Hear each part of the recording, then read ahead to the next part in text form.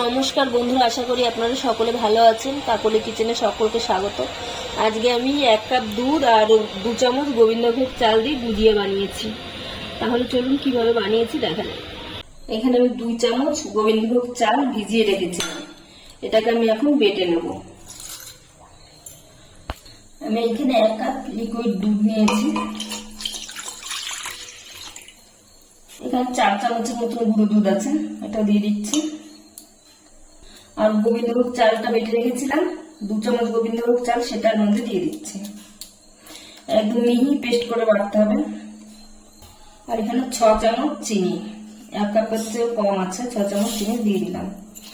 চিনিটা আপনারা আপনাদের পছন্দ অনুযায়ী দেবেন, যে যেমন মিষ্টি খান। আমি এখন সবকিছু ভালো করে মিশিয়ে নেব। সবকিছু আমি মিশিয়ে নিয়েছি, এখন গ্যাসে বসিয়ে দিয়েছি। এটা লো ফ্লেমে এখন জাল করে নেব। খুব বেশি সময় লাগবে না, তো গ্যাসটা লোতে রেখেই লো টু মিডিয়ামে করেই জাল করতে হবে। 2-3 মিনিট জাল দেওয়ার পরে দেখুন কতটা ঘন হয়ে গেছে। এখন আমি এর ভিতরে একটু এলাচের গুঁড়ো দিয়ে দিচ্ছি। এখন আবার জাল করে নেব আমি। খুব বেশি সময় লাগবে না, 5-6 মিনিটেই এটা পুরো শক্ত হয়ে যাবে। এখন অনবরত নেড়ে যেতে হবে, না হলে নিচ দিয়ে লেগে যাবে। 5-6 মিনিট ধরে জাল করেছি, দেখুন অনেকটাই ঘন হয়ে গেছে, আর খুব বেশি বাকি নেই। আর 1-2 মিনিট আমি জাল করবো, তাহলেই হয়ে যাবে। এখন এটা রেডি হয়ে গেছে। আমি একটু ঘি দিয়ে দিচ্ছি লাস্টে।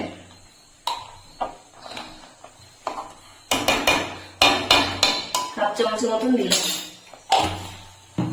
এখন ভালো করে মিশিয়ে নেবো ঘিটাকে।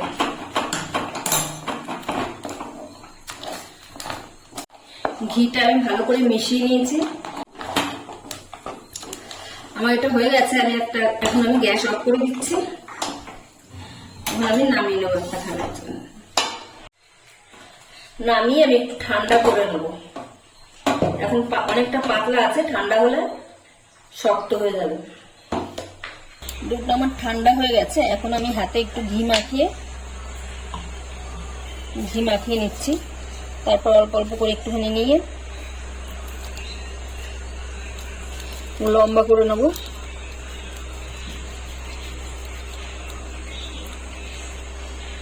একদম সোজা, তারপর সামনে দিয়ে একটুখানি এভাবে গুজিয়ার মতন জুড়ে দেবো। এইভাবে করে নেবো সবগুলো।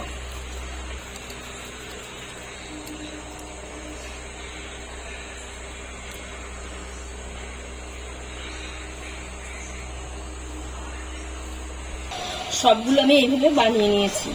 আমি এখানে চালে গোবিন্দভোগ চাল দিয়েছিলাম, সেজন্য গুজিয়াগুলো একটু নরমই হবে। আর চিনি আর দুধ দিয়ে যদি করেন সেটা তাহলে শক্ত হবে। আপনারা চাইলে শুধু চিনি আর দুধ দিয়ে করতে পারেন, গোবিন্দভোগ বাদ দিতে হবে।